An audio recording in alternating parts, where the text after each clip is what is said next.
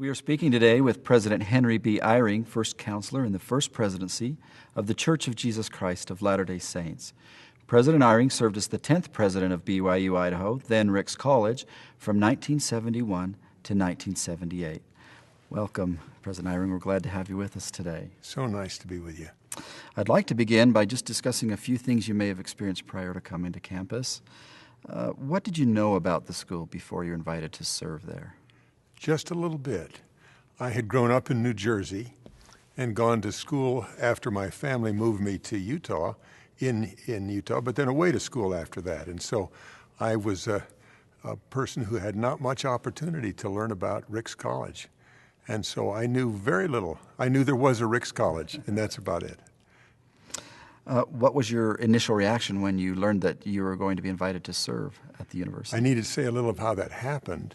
I was a professor at Stanford University, had been there for 9 years, and had tenure, which meant that I was expecting to stay there for the rest of my career, and got a phone call at my office at Stanford from Elder Neil A. Maxwell, not then elder, he was the new commissioner of education. I guess I knew that. I'd met him once before in my life. He called me at my office and said, "I'd like to see you." And I said, "Well, if I'm ever in Salt Lake City, I'll be sure to give a call." And he said, No, I mean tomorrow. And I thought, well, I have classes to teach. And I said, he said, "Well, you can get someone to take those for you, can't you?" And I said, "Yes. And I'll come see you tomorrow in Salt Lake." So I got a plane to fly up and went to my father's home. He knew my father because they'd been at the University of Utah at the same time. So he met me in my father's living room, sitting on the couch in a ski jacket. And I thought, well, this is an informal, pleasant sort of thing. And I sat down next to him. My father got out of the room, probably listening in the kitchen to see what was happening. And Brother Maxwell said, first words out of his mouth, "I'd like to ask you to be the president of Ricks College." I had never conceived of having there'd been no contact with me at all of any kind. He asked me to be the president of Ricks College, sitting there for essentially the first time, other than I had met him once casually at a talk. So I said, well, I'll have to think about it. And he said, well, you can think about it all you'd like to. We'll be seeing the First Presidency tomorrow morning at 8 o'clock. And so I went downstairs in the bedroom where I used to live in my parents' home, waiting for this surprise interview. And I prayed and asking what this was about. I had no intimation at all about this. So I went in to see the First Presidency. Harold B. Lee and N. Eldon Tanner met me in the First Presidency's room, a room where I now go all the time. And President Joseph Fielding Smith was not there, and he walked in the room, said not a word, and sat down between the two of them after we'd been talking for a while, and never mentioned, in a 1-hour interview, never mentioned Ricks College. And so all I knew, I'd been asked the night before to be the president of Ricks College, and here I was meeting for the first time with the First Presidency. And at one stage in the middle of it, President Joseph Fielding Smith had not said a word. President Lee hit his knee. President Smith is sitting between the two of them and said, "Do you believe this could be the prophet of God?" And I said, "I know it is." That's it. Other than that, we just talked about youth, and they knew I was a bishop in California, and just that's all. And after this 1-hour interview with the First Presidency, never mentioning Ricks College in the interview at all, I then walked out and saw the presiding bishopric was waiting. I now know, having later been they were waiting for 1 hour for their regular meeting while I had this strange interview with the First Presidency. And Elder Maxwell took me out to put me in a cab to go back to California and said, "Well, you've got the job if you want it." It had never been discussed with the First Presidency. I had no idea what it was all about.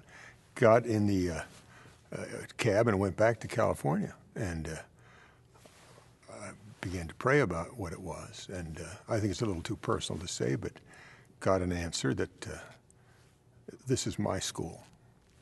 And so I called Elder Maxwell and said, "I'm coming." So I knew nothing of the job, knew nothing about what was going on, knew only that the school existed, but I had already been hired. I guess hired is the word.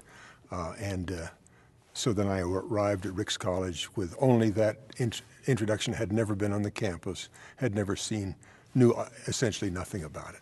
So that's how I got there. Wow, that's remarkable. It was very remarkable. And I only know that later, as I was being inaugurated, one of the members of the search committee, there had apparently been a search committee, but no search, I never met anybody, never supplied any information. So I was one of the search committee, a senior apostle said, "I hope you know something unusual is going on here." And I said, yes. And so I know nothing about how I got there. I know now, later on, having been Commissioner of Education, we have search committees. It's all done in a very formal way, the way it is. But in my case, no committee, no interviews, no information, no nothing. Just a phone call from later Elder Neil A. Maxwell to say, "I'd like to see you in Salt Lake." So that's the whole story. Well, thank you for sharing that. That's remarkable. How did the Spirit prepare you for your service? Always, I've now learned, after having watched this a number of times, they invite the new president of Ricks College or BYU Idaho to come into a Board of Education meeting, which was the whole 12 in the first presidency. And I did not know that they'd asked me to say something. So I'm here at this first meeting with the first presidency and all, and I think at that stage I had maybe been to the campus once, but I knew almost nothing. And they said, "Would you like to make a speech?" And my speech was to say, I have never been the president of a university, of a college. I have no idea what's needed or what's to be done, but I'll pray and I'll find out what the Lord wants to do, and I'll get myself lined up with it, and I won't fail. And that was it. And sat down. And so that was, I've heard others give acceptance speeches before, and none so brief as was mine. But mine was just honest, as I didn't know a thing about it, but I knew it was the Lord's school. And so I knew I'd be okay if I could just find out what he wanted to do. When you knew you were going to serve on campus after the invitation and such, did you seek counsel from anyone or talk to anyone? And if so, what did they say? No, no one. Okay. The Lord. Yeah, prayed a little. Yeah, the best. Well, when you came to campus, what institutional or individual strengths did you notice? Actually, again, coming in, you see, you have to understand, I'd come from Stanford, I'd been at Harvard, been at MIT, so I knew those kinds of places, and it was the time of the rebellions. In fact, my office at Stanford had its window broken during one of the riots, and they didn't fix it for a while because they figured it'll get broken again. So you have to understand the world in which I came to Rexburg. And so about all I can say is that I knew I was in a place unlike anything I had ever seen before. And if I had an impression come over me, it was to say, forget everything you think you know. Just don't change this place much. Just keep it on its foundation. And so I came in just struck with what was already there. What was there was teachers. You remember the man that preceded me was 27 years, the president, President Clark, 27 years. So here comes this kid from California. I'm sure they thought I was from another planet. You know, I mean, here I was coming into this situation. And I knew I was coming into another planet. I knew it was like nothing I'd ever seen. And so I was alert to what I found. And what I found was teachers more concerned with their students than I ever thought it was possible for a university. I mean, I'd had nice university professors over the years who were very kind to me. I'd never seen anything like these people. No personal ambitions, no. In fact, when they came there, they came because it was not famous, not anything fancy.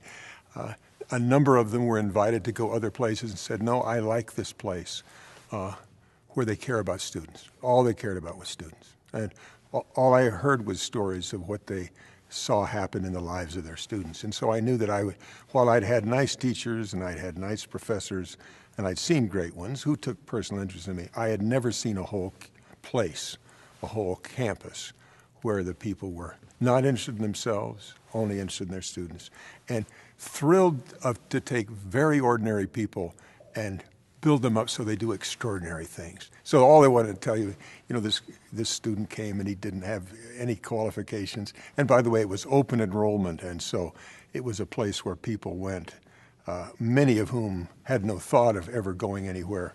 Really, they were just there at Little Ricks College. And they'd take these people and turn them into folks that then did wonderful things. And every professor would tell stories of some very ordinary student who then bloomed. So I could see that about the place, that the Lord was up in everybody's mind. People were bearing testimony all the time in classes, and that they were taking satisfaction in taking very humble people and lifting them up to higher heights than they ever thought they could go. So that's what I saw. Did you notice any needs when you arrived on campus, or even opportunities that situation might provide? No. In fact, what's interesting is the only innovation I brought. Here I was coming from Stanford. I have no farming background. My father and mother were from agricultural backgrounds, but I'd never known anything. I prayed and got a committee together of what great thing could we do, to help the school. And they came back with one recommendation: strengthen the agriculture program. So here I am, this guy from, outside. And so what I did is I did make a major move in agriculture. And I knew when we did it that it had nothing to do with job preparation. It had nothing to do with prestige. It was to keep the place on its rural roots. That anything that we could do that would keep it close to the good old, the poor folk who pioneered up there, that was the route that we needed to be on. So the agriculture program, to this day, I thought, well, I don't know if they'll ever get jobs. I don't know why we're doing this, but it was because I did see that one thing. Again, the notion of saying, don't hurt this place. Put it as near as you can on its real roots: deep faith, humility, sort of the soil kind of a feeling. And that's about all I saw at the beginning. And again, at the end, I thought if they tried to praise me when I left, the great things that we built a lot of buildings, we did a lot of things that looked like great progress. And I always felt they gave me the wrong tribute. I didn't wreck it. If anything, I tried to enhance what I knew it always was, this humble, deeply faithful pioneer school. And considering where I'd been, give me credit, at least I never thought that any of that had anything to do with what this place was going to be. I didn't know what it was going to be. I just knew what it was going to feel like. It was going to feel like the Lord's School in the country with humble people who would then be lifted higher than they had any right to expect that they could go. So, well, as you set about to achieve some of those things that you just mentioned, did you receive and feel any help from heaven with you and your colleagues in accomplishing that? And if so, maybe how? I think the whole thing was heaven. You see, obviously, if that's what you're trying to do is to let the Lord keep His school the way He wants His school, then of course, to the extent that we were able to do that, it's all from heaven. And then good, wonderful people. You can't name them all. I can just think of some who had wonderful offers to go somewhere else, and they said, no, this is my kind of place. And so I would say it was people, all the faculty and many of the administrators all had that same feeling. I had nobody urging me to make it something famous or make it great. Just keep it what it was. In fact, I'll tell a story that the basketball coach, who when I first arrived, I knew nothing about, of course, what was going on. He said, here we recruit athletes. We want to do well. We're in a league. This was basketball they were playing. And the schools we play against all have players that come from city settings where they wouldn't live our standards. Do you see this stack? He said, here's a stack of people. He told me how high they could jump and how well they could play. And he said, now these are who we could have, but we'd have to take people who wouldn't be quite our kind of people. my question to you, President Eyring, is do you want to win? And I said, to win, would I have to take those people? And he said, yes. I said, I don't want to win. But what was really nice is here was a coach, and coaches like to win. And he said, wonderful. Took all those cards and put them in a drawer and went ahead saying, no, we'll win with who we can get, who are our kind of people. So I would say that he and all of the people that were there, they recognized that what we had was precious and that for any kind of achievement or any kind of recognition, they wouldn't want to risk anything of what we had. And so I'd say, yeah. I'm just naming one, but there were so many. Well, maybe a little bit of a personal question. How did your experience at the school benefit you individually or your family? Oh, it saved me and my family. I was on a path, you see. I mean, I was on a path of a career. And, of course, by going to Ricks College, the career was over. I mean, in terms of the Harvard, Stanford, MIT kinds of thing. They were still nice to me, by the way. They would send me Christmas cards, but after that. So it was wonderful because it got my mind off the idea of my own career. And to sort of say, well, forget career. I'm here at a junior college in Idaho, and there's nowhere after this, so let's just do the best we can with this. So it was wonderful to kind of get my head straight. And then for my children to take them out of California, where we were living in a very, very different world, and they got farm jobs. And to this day, Henry, who you know, and his brother Stuart were taken up on a farm, a dry farm up nearby, by my home teacher, who said to me, look, you don't know how to raise these boys, I'll raise them. And he took them every summer up on his dry farm. These guys were just very young, driving his equipment, and so yeah, for my family, it took them out of this sort of fast-track California to heaven in terms of where you raise a boy. Because what he was teaching them was what Ricks College had always taught, hard work. We can do anything, even when it's, these were little kids driving this fancy equipment up on the hillside. Yeah, for my family, it transformed me and my family away from a kind of a view of what success was and what life was like. Yeah. So I can't, in fact, it gets me emotional just to think about it. What it did for me is, save my life sounds wrong because I would have done fine. I was a bishop in Stanford and I probably would have spiritually done okay, but I would not have had the chance to get this feeling of what it's like to forget yourself. As President Hinckley's father said to him in the mission, forget yourself and go to work. And that's what it did for me. In fact, it still is good for me. You see, one time someone said they chose a president of BYU at the same time. They chose you. Why didn't they send you to Provo? You just went to Little Ricks College. And I felt like it's because Heavenly Father loved me. And he knew that that would be the place that would keep me with my, quote, feet on the ground. And it was wonderful. Yeah. Thank you for sharing that. Yeah. That's wonderful. Well, now we have BYU Idaho. Yeah, we do. And how has it performed relative to your expectations? Well, you have to remember, I am the man who all the years I was the president of Ricks College would tell every booster who wanted to have a four-year school, I say, just be grateful for what you have. So I didn't see it coming at all. So when you say, how did it fulfill my expectations? I didn't see that, you see. Had you asked me at the time and told me that was going to happen, it would have frightened me because obviously to be a four-year school, to be as great as it's becoming, would have looked dangerous to me because it would have, all the temptations of forgetting who you really are. So I am just amazed. My expectations was that the Lord wouldn't lose this wonderful thing. And to my amazement, he's been able to take it into a great university, and he hasn't lost it. And that's a tribute to President Bednar.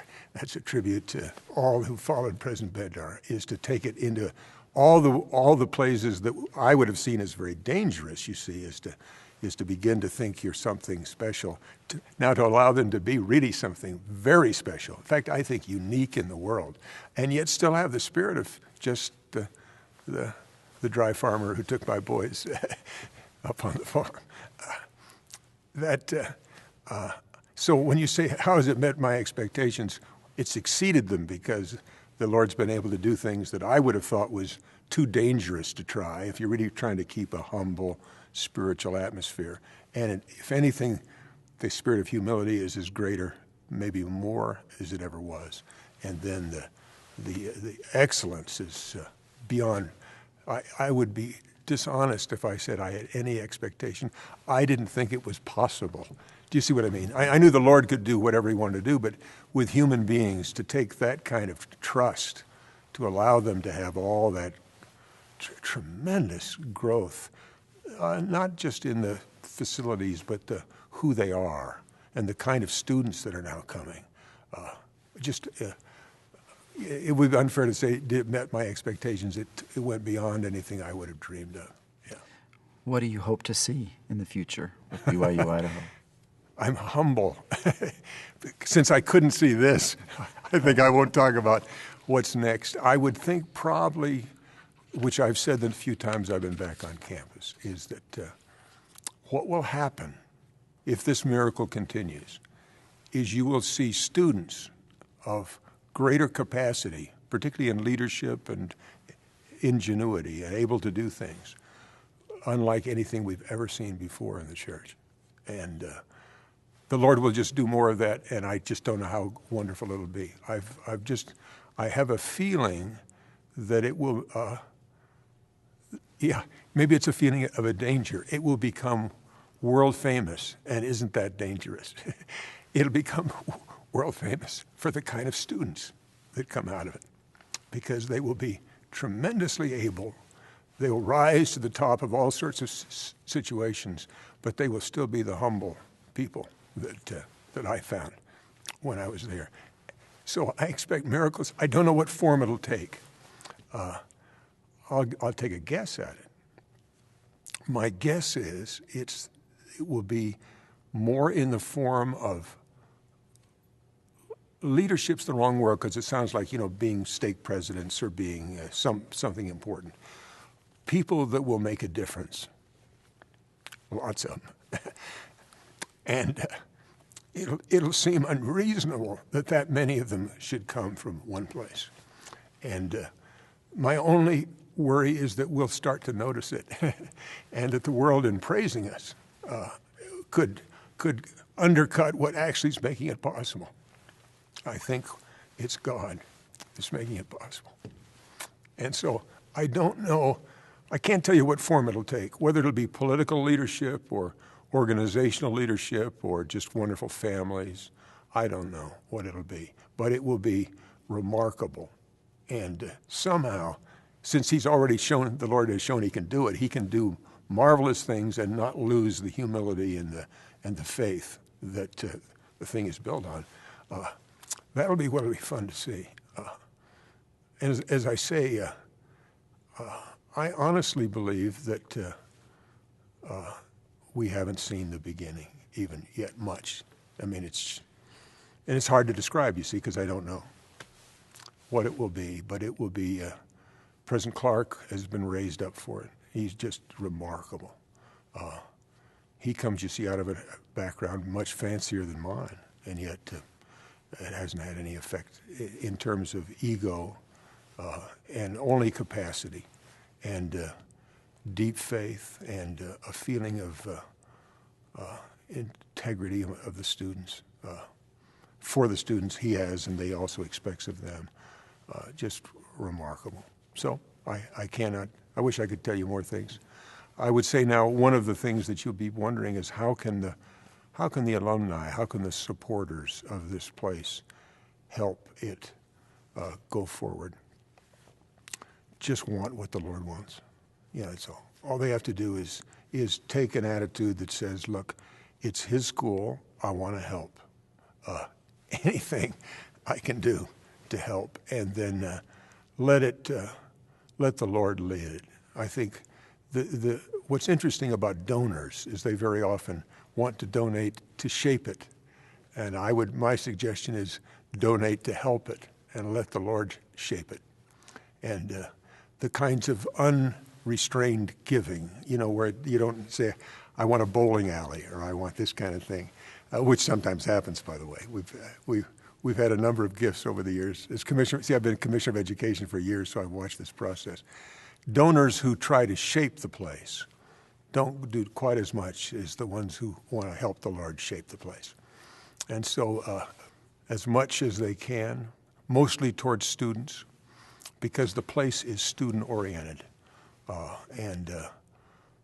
Then just encourage students, every way you can, in the way you support the institution. And love it for what it is, not for what the world would admire. It's a absolutely unique place. And if they can just appreciate that and try to help it stay that way and then become whatever it is the Lord wants, they are needed. The support of the not the donors, it's the people that love the place. Maybe the thing to do, this is maybe not what you wanted, but you didn't ask me what happened. What's the most interesting thing that happened while I was at Ricks College? Well, the Teton Dam broke. And right near the end of the time that I was there, and I learned some things there about that place that will stay with me forever. I was in the temple in Idaho Falls on the Saturday. The dam broke. That's important. That I was there for the wedding of one of our faculty members who'd been in my ward at Stanford and had not married, and now she was getting married, and there I was in the Idaho Falls Temple. And as we were coming out of the Idaho Falls Temple, President Groberg, who was the president of the temple, said, "The Teton Dam has just broken." And my wife and I were there. We left our two younger sons alone with a babysitter in Rexburg who did not speak English. Our two older sons were up on the mountain farming with Brother Moore. We knew the Teton Dam broke. We had no idea what that meant, except they said there's a wall of water 10 feet high heading for Rexburg. So we tried to head back to Rexburg, and the police stopped us. We had to stay overnight and had no way of knowing whether our children were alive or not. And my wife looked at me during the night and she said, "How can you sleep?" And I said, "Well, I know the kids are okay, and I'll need my strength in the morning because the college will play some part in the recovery, whatever it is."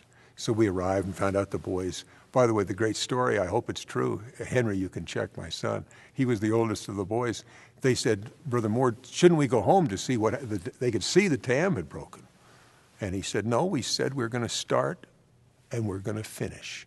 And we began the day and we're going to finish the day. And they stayed up there, didn't go home until after they had finished their plowing or whatever they were doing. Again, that's a Ricks College story. We stay at what we say we're going to do. Anyway, we got back to Rexburg. The kids were okay. Henry and his brother Stuart were okay. And then we watched the recovery. And you don't know Ricks College. And, it isn't just then it was the Rexburg State, but Ricks College was the recovery place. The head of the National Disaster Agency came after about the second day, and President Ricks was running. He was then in charge, the stake president in charge of all the recovery. And the man said, "Now, what we do in a disaster is this," and he tapped off this. And President Ricks said, "We've already done that." And then he went through a list, and finally, after a while, the man said, "President Ricks, I think I'll just sit down and observe for a while." And so these wonderful Rexburg bishops and President Ricks had done enough that the next day the man came in and he said, "Now my team have arrived from wherever they were coming from across the country. What would you have them do?" The reason, that's a Ricks College student. If you ask me what is my vision of the future. Now, President Ricks, I don't know if he ever went to Ricks College or not, but he was Ricks College. Well, he was named Ricks through and through. Knowing what to do, doing it fearlessly, leading people who were willing to make any sacrifice. And then, the yellow school buses poured in with people from all around to help us. And we had thousands of people for dinner that night at Ricks College because they lost their homes. And I watched the process of great Latter-day Saints under terrible pressure, valiantly, at complete self-sacrifice, dealing with what had to be dealt with. That's the kind of people that have always supported Ricks College and the kind of people that Ricks College produces. And so, to me, it was just a great affirmation that what I had felt of the strength of the place was real. That's the kind of place it will be, I think, in the future. President Eyring, do you have any other recollections or impressions you'd like to share with us? I could tell stories, of course, all day long. Probably should mention my experience while I was there. I taught a class every term. I was the president of Ricks College. But I taught it with with a professor, Keith Sellers, who's a religion professor. And yeah, I would say I used to teach with him, and here's how we do it. He'd stand up and talk, and I'd listen, and I'd pray, and then I'd stand up and say, kind of like Alma and Amulek, now I'd like to add. And I saw in that process of teaching under the Spirit with someone else with faith, the power of teaching the way it's done. Not always in team teaching, but there's a kind of a way of getting God's help. And my guess is the faculty are now, to this day, still doing that, not perhaps in the same classroom, but helping each other. It's just interesting. Brother Sellers never felt jealous of me, and I never felt jealous of him. We all just wanted to help each other and help those students. And that also, there's exceptions. I mean, there were a few faculty members, they're all everywhere, not quite as supportive. But generally, that was Ricks College, is supportive of each other, supportive of the students, getting help from Heavenly Father. And I'll just tell you that I've taught in a lot of settings, but I may never have had quite as many people come to me years later and say, I was in that class with you, with Brother Sellers. And let me tell you some things that happen. And marvelous things happen when that happens. And so that's probably too idealistic a picture, because universities are universities, but there was more of that than I'd ever seen anywhere else, and I think it's still going on. The times I know that I've been back on campus, President Bednar has prepared them for me with the expectation that, he wanted to help me have the kind of experience that I've always had at Ricks College or at BYU Idaho when I was there. There's something about the way people treat each other and support each other and don't compete that allows a remarkable kind of help to come from heaven. So, any other thoughts you'd like to share? Probably ought to say a word of appreciation. What did it do for me? More than I can tell you. I'd had wonderful experiences at a lot of other places, but the one I had there, unique. There's nowhere I could have been asked to go that I could have had, I think, quite that experience, and I'm so grateful to it. And a lot of graduates and parents of students at Ricks College and BYU have that same feeling. It's just grateful that such a place existed and that you ever had a chance to be touched by it or someone you loved was touched by it. Thank you for spending the time with us today. Very grateful.